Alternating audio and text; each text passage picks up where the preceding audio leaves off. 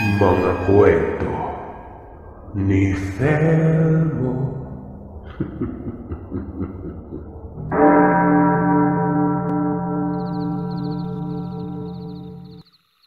Mapagpalang araw sa inyo, Sir Seth. Ako si Badong, isang mangangalakal ng basura dito sa Payatas. Pinilit lamang ako ng anak kong nasa kolehiyo na ipadala ang kwento sa YouTube channel mo para ibahagi ang kakaibang karanasan ko nung bata pa ako. Taong 1981. 10 taong gulang ako noon nang mangyari ang hindi ko talaga inaasahang kababalaghan sa buhay ng kalaro at kaibigan kong si Melda. Kasama na rin kaming mga nakapalibot sa buhay niya noon. Kaming mga kapitbahay niya. Nakatira kami noon sa isang malayong probinsya na bihirang puntahan ng mga taga Maynila dahil sa baku-bako at makipot na daan. Sa itaas kami ng bundok nakatira noon. Nakatirik ang mga dampa naming tila pinagtagpi-tagping pinitpit na mga kahon para magmukhang dingding. Kawayan at dayami ang bubungan ng mga bahay namin. Wala kaming palikuran dahil walang maayos na mapagkukunan ng tubig noon. Higit sa lahat, wala kaming kuryente. Hirap kaming magsiga ng apoy dahil wala kaming pambili ng posporo. Sa layo ba naman ng dampa sa bayan namin, ni isang maliit na tindahan ay wala kaming mapagbibilhan. Napakalayo rin ang balon na igiban ng tubig. Kaya bihira kami maligo at uminom nun. Ganon kamiserable ang buhay namin sa bundok na yon. Pero natagalan naming tumira doon kahit pa sabihing isang kembot na lang. Bangin na ang babagsakan namin. Sadyang itinadhana yata na maging napakahirap ng buhay namin. Lalo na ang pamilya ko. Malakas sa mga magulang ko pero walang makuhang trabaho dahil sobrang layo namin. May 3 pa akong malalaking kapatid na lalaki pero wala ring madiskarteng trabaho. Dahil nga hindi sibilisado ang bundok na tinitirahan namin noon. Mga aso man sila, walang ilang na hayop na dumadaan sa kalsada. Maliban sa ilang mga maya o kalapating ligaw na napapana ng panganay kong kuya paminsan-minsan. Nakakakain kami kapag may napapana si kuya. Bukod doon, kagutuman at tagtuyot ang bumabalot sa buo naming kabuhayan. Noong 10 taong gulang pa lamang ako. Kung gaano kami kahirap ay mas mahirap ang sitwasyon ng mga kalapit-bahay namin. Hindi na halos nakakakain sa isang araw si Melda at ang nanay niyang si Mirasol. Dinadaan na lamang ni Melda ang lahat sa laro at tawa. Kaya naman dala ng kahirapan, nang minsang may nadisgrasyang truck ng groceries malapit sa dampa namin ay nakaisip kami ng pwedeng maging kabuhayan. Alam kong masamang magnakaw. Yan ang turo ng namatay kong lolo. Pero nung araw na sumadsad sa gilid ng bangin ang malaking truck na yon, tapos ay lumambitin ito sa mga sanga ng malalaking puno sa pinakailalim ng marupok na lupa.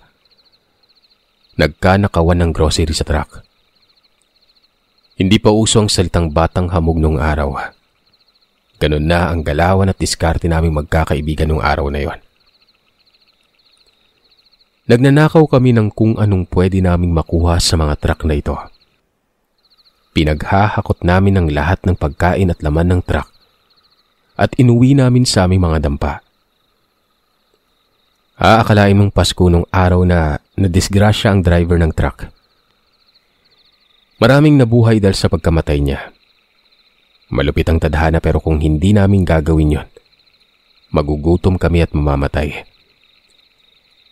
Napuno ng pagkain ang buong dampa namin. Ganon din ang mga barong-barong na mga kalaro kong sina Melda at Bugoy. Kaming 3 bata kasi ang naghakot ng mga pagkain mula sa truck na yon. Halos mahalikan ako ng nanay ko sa sobrang tuwa dahil sa mga nanakaw kong grocery. Umabot ng ilang linggo na may masarap kaming pagkain. Nung dumating ang mga otoridad para iangat ang truck mula sa bangin at kunin ang bangkay ng driver, patay mali siya kaming magkakapitbahay sa nangyari. Walang umimik, walang nagsalita. Walang umamin na ninakaw namin ang laman ng bumukas na delivery truck.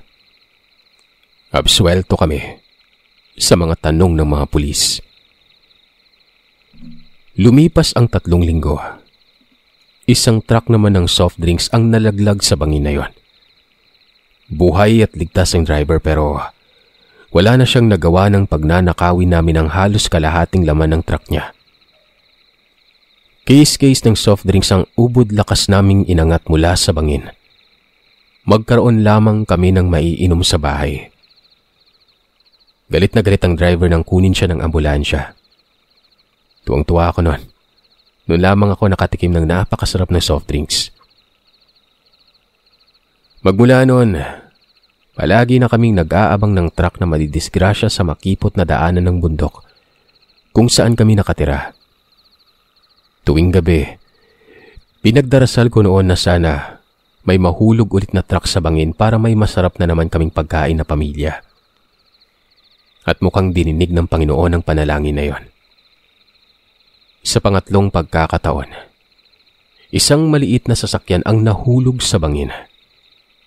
Akala namin ay walang laman ng kotse pero nang buksan naming magkakalaro ang likuran ng pulang kotse na yon, puno ito ng mga kahon na galing Japan. May mga maleta pa na puno ng mga damit na panlalaki na may mga tatak nun. Inggit na inggit si Melda noon sa amin ni Bugoy. Tiba-tiba tayo dito, Badong ah. Pang-asar ni Bugoy kay Melda. Namatay din yung driver ng kotse pero tinulungan naming maiahon siya sa bangin pasakay sa sasakyan ng otoridad na napadaan sa kalsada namin sa bundok. Nang gabing yun, hindi kami magkanda o gaga kung paano uubusin ang napakaraming tsokolate na nanakaw namin sa mama na mukhang galing Japan. Umasa kami sa disgrasya at nanalangin kaming may mahuhulog palaging sasakyan sa bangin para mabuhay kami ng maginhawa ng hindi nagtatrabaho noon. Pero may isang pangyayaring bumago ng buhay naming lahat. Lumipas ang ilang buwan. May nasiraan na puting van malapit sa dampa namin. Pumutok ang gulong nila at kailangan nila ng taong magpapalit ng gulong. Humingi ng tulong sa tatay ko ang mayamang may-ari ng sasakyan. Sinenyasan ako ng aking ama. Sumama kami nila Bugoy at Melda sa pagsilip sa loob ng van na yon. Wala itong laman kundi isang matandang babae na nakabelo. Sobrang putla ng matanda. Kahit na nakabelo na ay naaaninag ko pa rin ang kulbot niyang pisngi. May kandong ito na medyo malaking itim na parisukat na kahon. Sumilip kami sa likuran ng van kung may mga pagkain silang dala. Wala kaming nakita nun.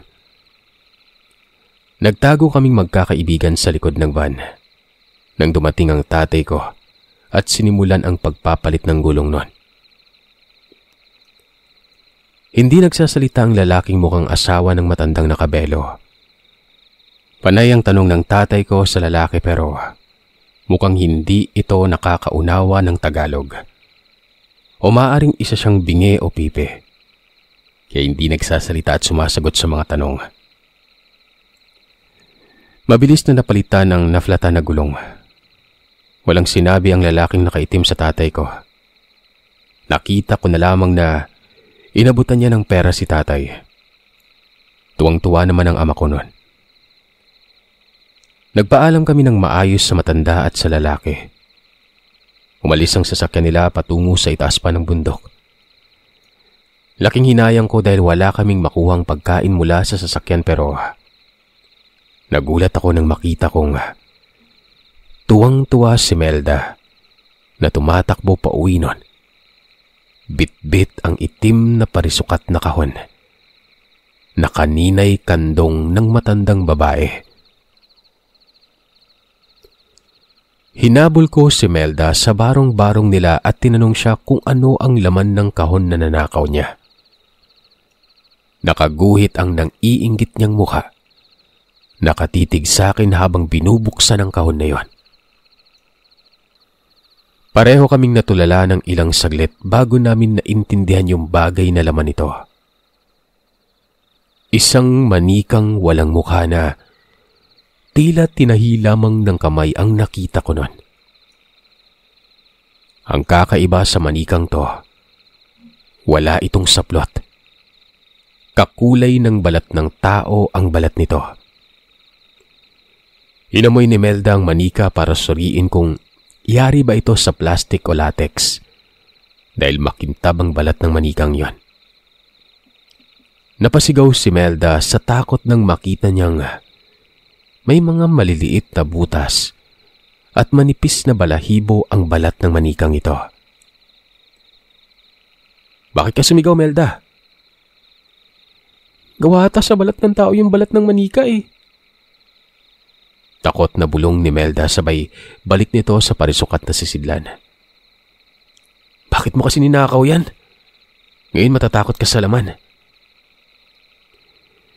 Itinama ako ni Melda. Hindi niya umano ninakaw ang kahon. Kusa itong ibinigay sa kanya ng matandang babaeng nakabelo. Wala umanong sinabi yung babae sa kanya pero nakangiti pa umano ito nang iabot ang kahon na yon. Napaisip ako noon sa sinabi ni Melda.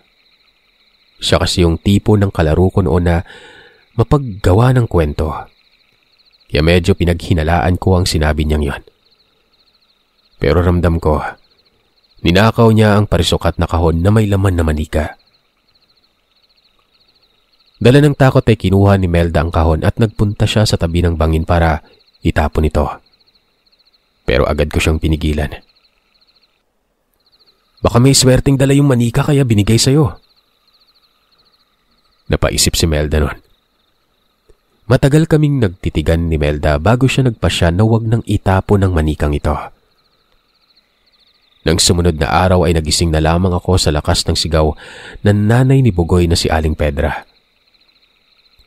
Pinagkakalampag niya ang bahay namin para itanong kung nakita ba namin ang anak niyang malusog. Hindi raw kasi ito natulog sa dampa nila noong kinagabihan. Huling kita umano ni Aling Pedra kay Bugoy ay nang magpaalam itong may kukunin lamang sa labas ng bahay nila noong nakaraang gabi.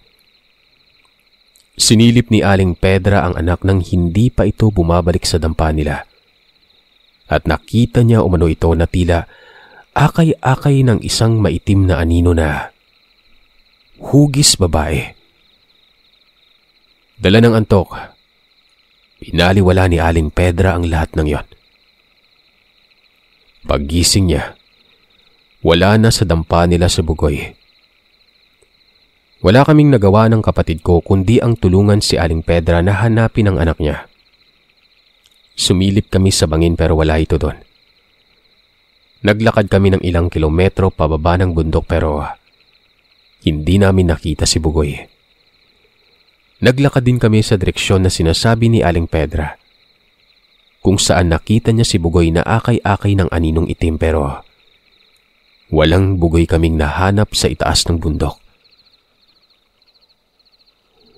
Umabot ang paghahanap namin sa kalaro ko hanggang hating gabi. Mangyak-ngyak na ang nanay ni Bugoy dahil baka napano na nga ang anak niya nun. Naisipan kong tanungin si Melda na maghapong hindi sumama sa paghahanap. Wala ito sa dampa nila. Pabalik na ako sa bahay namin nang mapansin kong may isang babaeng kamukha ni Melda ang naglalakad papunta sa bahay nila noon. Sa gitna ng dilim sa bundok, nilapitan ko ang batang babae at nagulat ako sa laking pagbabago niya. Namumutla siya. Tuyot na tuyot ang mga labi. Nangangalumata. Nagputukan ang lahat ng ugat niya sa mga kamay. At higit sa lahat, puno ng paltos sa mga paa niya. Wala siyang mga sapin sa mga paa. May malaki siyang tuklap sa kanang hita nun. Parang binalatan ang dugo ang hita ni Melda. Punong-puno siya ng alikabok ng kalsada. Para siyang naglakad sa disyerto nun. Namumuti na ang buhok niyang mahaba na dati kulay itim pero noong gabing yon, abuhin na. Melda, saan ka galing? Tanong ko. Biglang parang nagising si Melda mula sa isang panaginip. Hindi niya raw alam kung saan siya galing.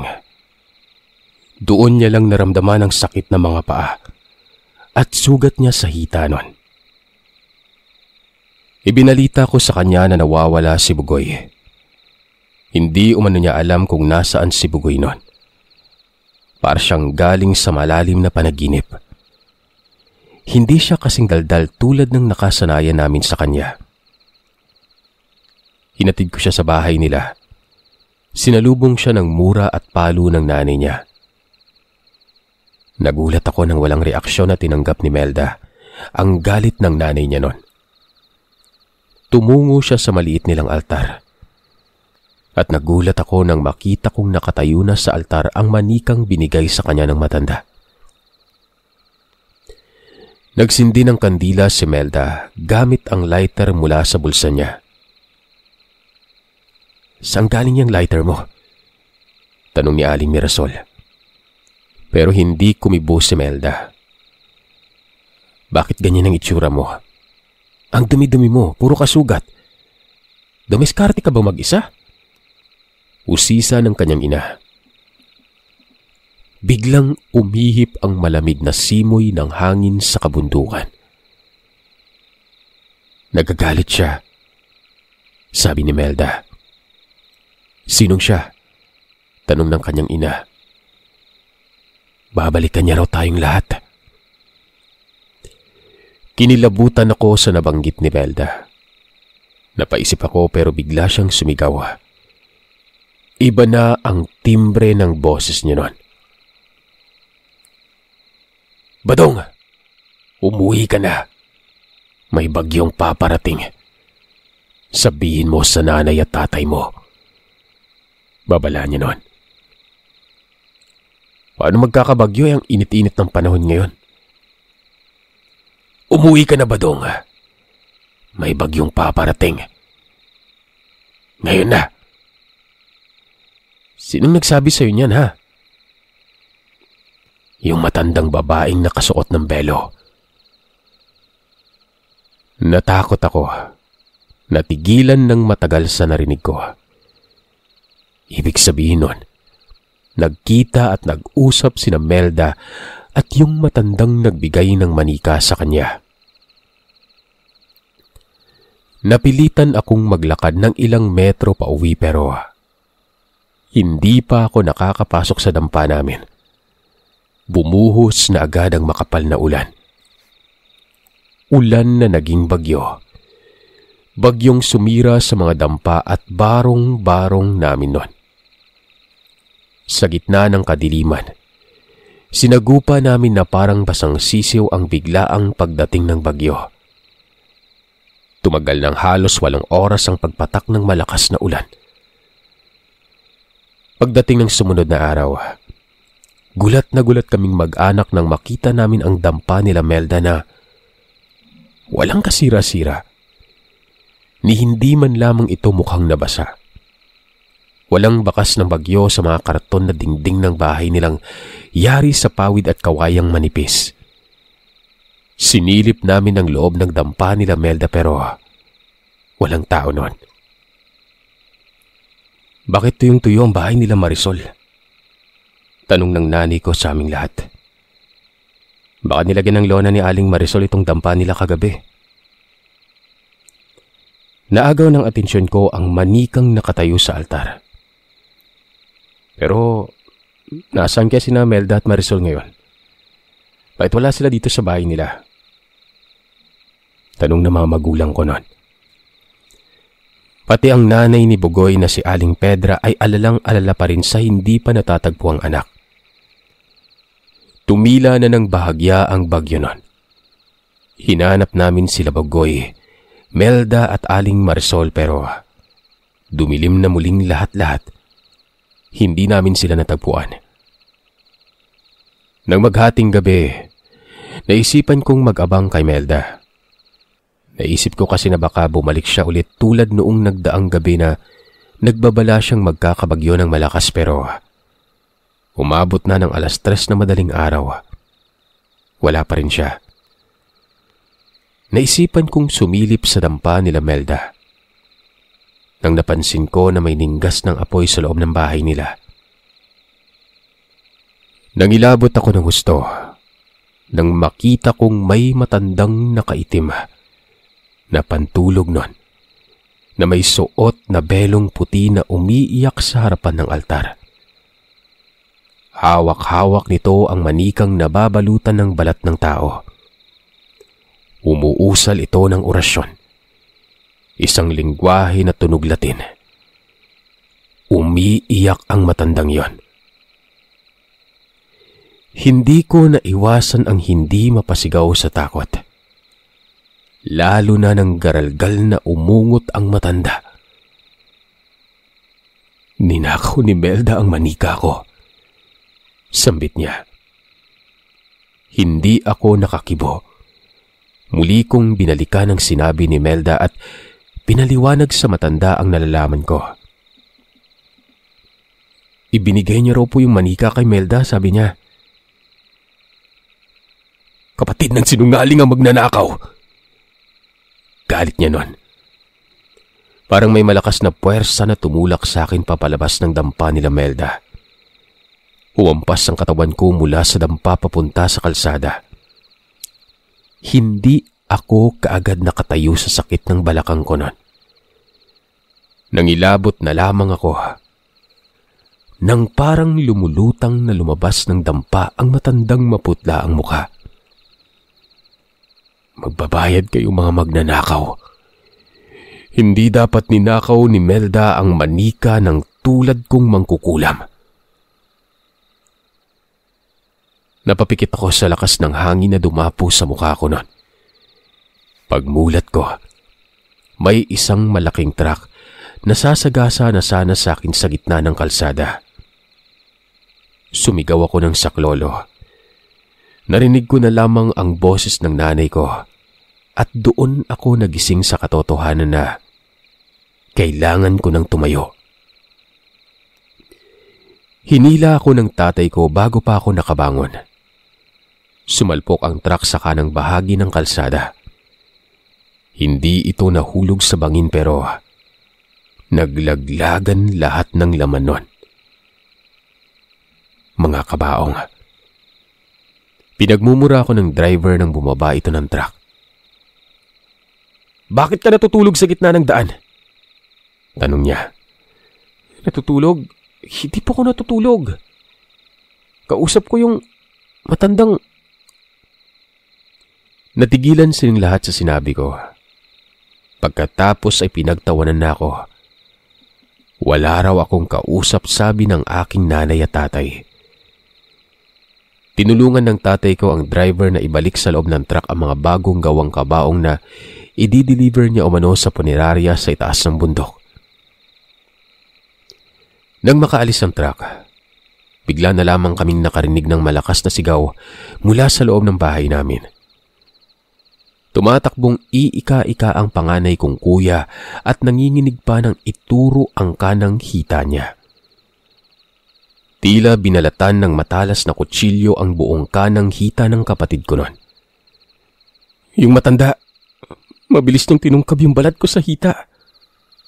Sumbong ni kuya. Sinong matanda? Tanong ng mga magulang ko nun. Nakakatakot yung itsura niya. Kulukulubot yung balat. May mga guhit sa mukha niya. Matatalas din yung ngipin.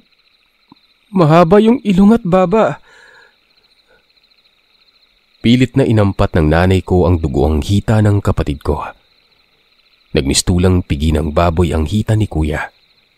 Awang-awa. Awang-awa ako nun. Malayo kami sa bayan at kahit malapit kami sa pampublikong ospital kung saan libre ang bayad sa doktor, wala naman kaming perang pambili ng gamot. Hindi kami natulog ng mag-anak nung gabi na yon. Nang sumapit ang sumunod na araw ay inuod na ang hita ng kapatid ko. Naisip ng nanay ko na baka binabarang ang kuya ko pero walang ni isa sa amin ang nakapagbigay ng opinyon. Iniyak na lamang ng nanay ko ang pag-aalala niya para sa kapatid ko. Hindi ko natiis ang hindi isipin ang sinabi ng matandang babae sa akin, habang bitbit ang manika niyang yari sa balat ng tao. Malamang sa malamang, siya ang may kagagawan ng pagkalabnos ng balat sa hita ng kuya ko. Hindi ko maikwento ng detalyado sa nanay ko ang tungkol sa manikang ninakaw ni Melda sa matandang mangkukulam na yon. Natatakot kasi ako na baka isipin nilang nababaliw ako o tulad ng kuya ko, nakukulam na rin. Pumunta ulit ako sa bahay nila Melda pero wala pa rin sila doon ng nanay Marisol niya. Wala na rin ang manikang yari sa balat ng tao sa altar na yon. Hindi pa ako nakakalabas ng dampa nila Melda. Sumigaw na ang nanay ko. May isang pamilyar na sasakyang puti ang nalaglag sa bangin.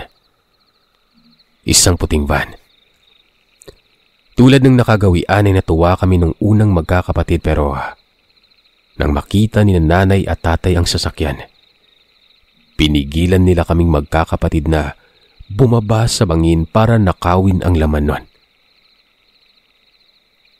Hindi ba yan yung sasakyan na pinalitan mo ng gulong, Arsenio? Takot na tanong ng nanay ko sa tatay ko. Bago pa nakatango si tatay, nakarinig na kami ng mga paghingi ng saklolo mula sa loob ng sasakyan. Boses ni Melda, Bugoy at Aling Marisol ang narinig naming humihingi ng saklolo mula sa loob ng sasakyan na yon. Nagkumahog kami nila tatay na bumaba sa bangin para buksan ang sasakyan. Nang hilakbot kaming mag-ama, nang makita namin sila Bugoy, Aling Marisol at Melda na duguan na mamuka, braso at bintinon. Lapnos ang mga parte ng katawan nilang ito. Halos nawalan na sila ng balat. Hindi halos makapagkwento si Melda nang maiahon namin sila mula sa bangin. Ang nakakakilabot sa lahat, hindi na makapagsalita pa sina Aling Marisol at Bugoy. Ang pinaka nakakatakot na parte ng karanasan kong ito ay nang madiskubre namin na walang driver ang sasakyan na yon. Tanging sila Aling Marisol, Bugoy at Melda na nakaupo sa likurang bahagi ng van. Ang laman nun. Imposibleng walang driver yan sabi ng tatay ko. Nakakapangilabot mang isipin pero wala talaga. Magmula noon ay nagpasya sina nanay at tatay na makipagsapalaran nga kami sa Manila. Bumaba kaming mag-anak sa syudad pagkatapos gumawa ng tatay ko ng maliit na kariton na naging sasakyan namin sa paghahanap ng bagong titirhan sa Kamaynilaan. Umuwi naman sa probinsya nila sina Aling Pedra at Bugoy, habang sina Aling Marisol at Melda ay lumipat sa ibaba ng bundok. Magmula noon, wala na akong balita mula sa kanilang mga kalaro ko. Hanggang ngayon, hindi ko pa rin makalimutan ang manikang ninakaw ni Melda at ang may-ari nito na matandang mangkukulam sa pakilala sa sarili niya. Mas lalong hinding-hindi ko makakalimutan, Sir Seth, ang katotohanan na masama ang magnakaw at humiling ng kasamaan para sa ikakaginhawa ng sarili mong kapakanan. Dahil ang lahat ng kasamaan may wakas at may karmang katapat.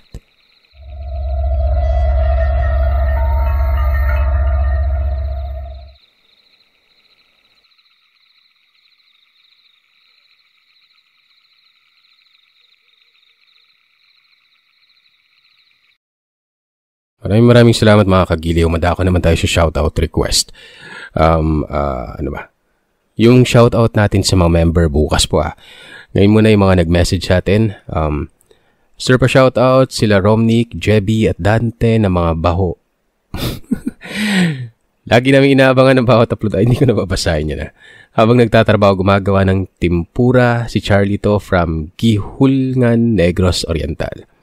Sir, sana ma-shoutout niyo yung mga anak ko na si Nielo at MC from Claudine Natividad. Magandang hapon sir, pabati po ako sa mga tropa kong may ugoy doon sa Burgos Dram Samar, Raymart, Danday at Date. Sir, pa-shoutout po sa mga ka-workmates ko na sina Marco, Jaja, Jerry at Mark. Stay safe guys, more power sa channel mo sir. More stories po, maraming salamat. Pabatiin ko lang po ng happy birthday ang aking co-artist na si Mark Villanueva. God bless and sana palagi kang safe from Art, Marco, Jaja, and Jerry. Salamat po sir and more power to your channel from Blast Art Tour. Shoutout po sa Instaland Nature Park family from Dumalag, Capiz, Lealin. Sir, lagi na subaybay sa mga channel mo. Pa-shoutout ako sa mga nayanggo ko sa channel mo. Eugenio ba? As in Eugenio, Garcia, Liza, Yabot, Criselda, Garcia, Rolly Garcia, at pa-special mention po ako sa 5 years old kong pamangkin na naiintindihan na yung mga kwento mo. Pag nakikinig ako, lagi din siya nakikinig sa'yo. Ayolus Garcia, tama ba? Alos Garcia or Aolus Garcia. Thank you Sir Seth, thank you po from Gian Garcia. Sir, pwede pa shoutout sa inyo at tsaka hihingi ako ng lakas ng loob at kapal ng mukha para ma-promote yung YouTube channel. Kakasimula niya lang kahapon. So, subscribe tayo kay Karimlan ng Lagim. Yun. Good luck sa'yo. Pangalan niya daw is si Sir Jax. Kapag minention niyo ito, pa-shoutout sa portion niyo para sa mysterious na katulad niyo, Nax. Okay, sir. So, subscribe kayo. Karimlan ng Lagim. Bagong-bago to. So, fresh na fresh ang boses. From Gian Barkim. Sir, good evening. Pa-shoutout lang po from Davao Oriental. Wish ko na pong makita talaga yung mukha niyo from Gian Barkim. Ay, mga kagiliw, maraming salamat sa inyo. Bukas ulit.